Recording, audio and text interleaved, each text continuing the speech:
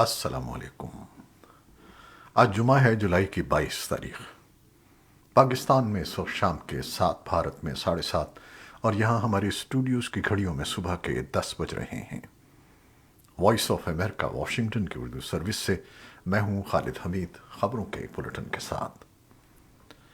کشمیری علیحدگی پسند لیڈر اور جموں و کشمیر لبریشن فرنٹ یا JKLF کے چیئرمین محمد یاسین ملک نے بھارتی دارالحکومت دہلی کے تہاڑ جیل میں جمعہ 22 جولائی سے تادم مرگ بھوک ہڑتال کرنے کا اعلان کر دیا ہے۔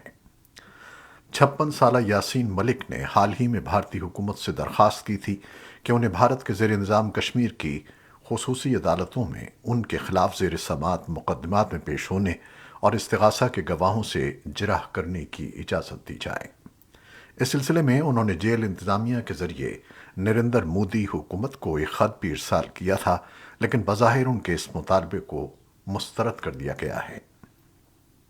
یاسین ملک کی پاکستان میں مقیم اہلیہ مشال حسین ملک نے کہا کہ مجھے یہ سوچ کر بھی دکھ ہوتا ہے کہ یاسین ملک نے اپنی موجودہ صحت کی کیفیت کے باوجود بھوک ہڑتال پر جانے کا فیصلہ کیا ہے۔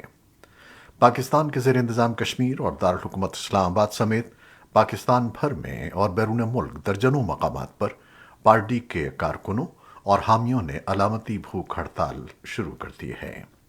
اسلام آباد میں دفتر خارجہ کی ترجمان نے کہا کہ یہ امر قابل افسوس ہے کہ یاسین ملک کو ان کے خلاف درج مقدمے پر ہو رہی پیروی کے دوران ذاتی طور پر عدالت میں حاضر ہونے کی اجازت نہیں دی جا رہی، جو قانونی اور جمہوری اقدار کے بالکل منافی ہے۔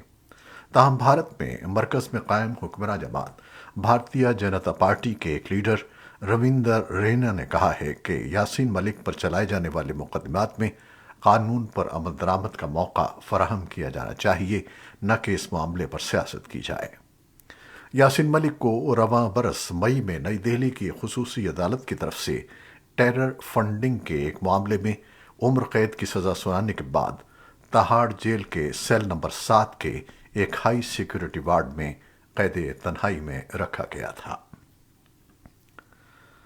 خبر رساں ادارے AP کے مطابق اقوام متحدہ کے سیکرٹری جنرل اینتونیو گوتریس اور ترک صدر رجب طیب اردوان جمعے کے روز ایک اہم معاہدے پر دستخطوں کی نگرانی کر رہے ہیں، جس کے تحت یوکرین بحیرہ اسود سے عالمی منڈیوں میں اپنے اناج کی کھیپ دوبارہ بھیج سکے گا اور روس اناج اور کھاد کی برآمد کر سکے گا۔ اس بندش نے عالمی غذائی تحفظ کو خطرے میں ڈال دیا تھا۔ پچھلے ہفتے فریقین نے اقوام متحدہ کے منصوبے پر ایک عارضی معاہدہ کیا تھا، جس کے تحت یوکرین اشد ضرورت کا 22 ملین ٹن اناج اور دیگر زرعی مصنوعات برآمد کرنے کے قابل ہو جائے گا، جو جنگ کی وجہ سے یوکرین کی بحیرہ اسود کی بندرگاہوں میں پھنسی ہوئی ہیں۔ حکام نے کہا ہے کہ اس معاہدے کے تحت استنبول میں ایک کنٹرول سینٹر کے قیام کی توقع ہے، جس میں اقوام متحدہ، ترکی، روس اور یوکرین کا عملہ تعینات ہوگا، جو اناج کی برآمدات کی دیکھ بھال کرے گا اور اس میں رابطہ قائم کرے گا۔ یہ بحری جہازوں کی بحفاظت گزرنے کو بھی یقینی بنائے گا اور یہ دیکھے گا کہ جہازوں میں اناج اور کھاد جا رہی ہے، نہ کہ ہتھیار۔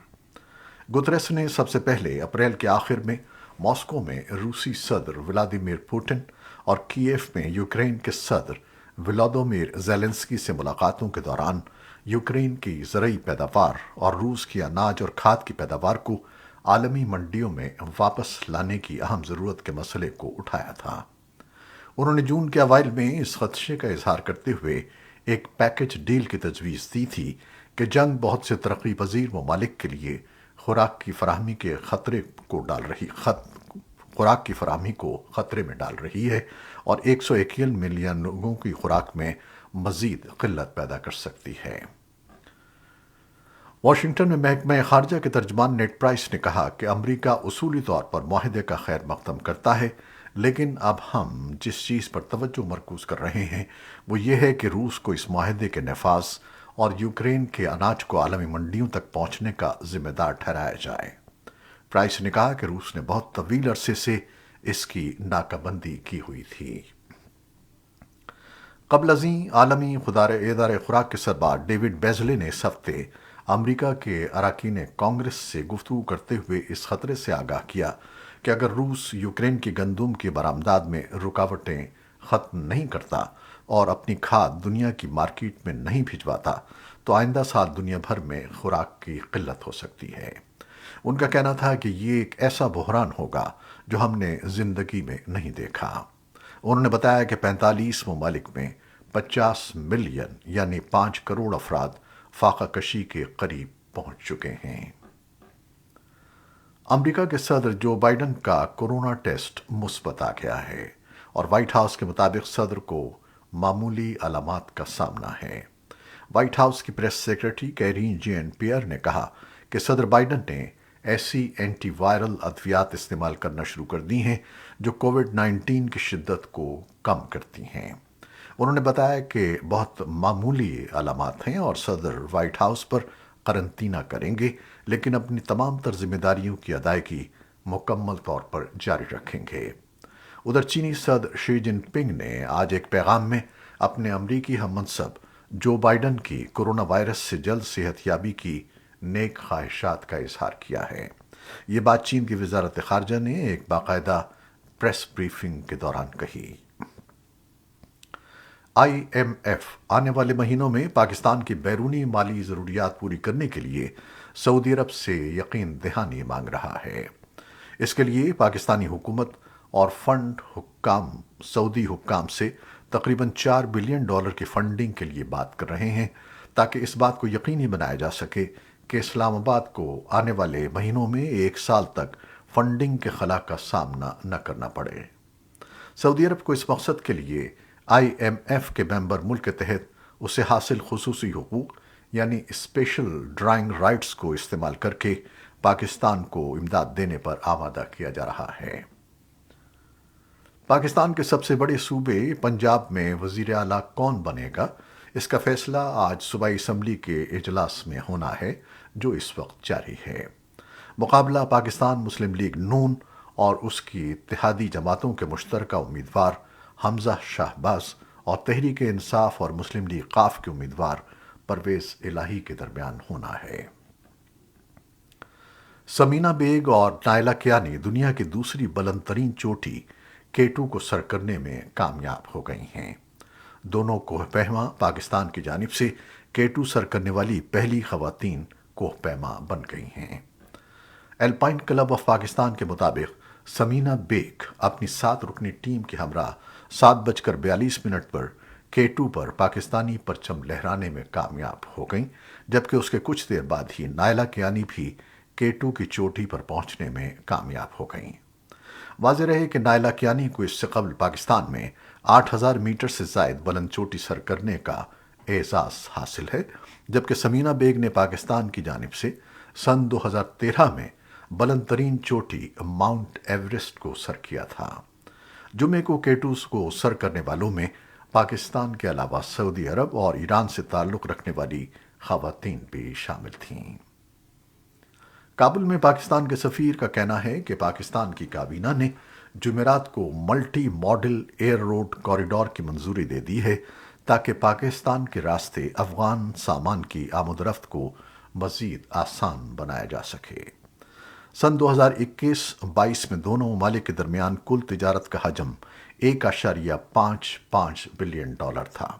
جمعے کے روز ایک پاکستانی روزنامے فرائیڈے ٹائمز نے رپورٹ دی ہے کہ افغان برآمدات $834 ملین تھیں جبکہ پاکستان کی برآمدات تقریباً $750 ملین تھیں۔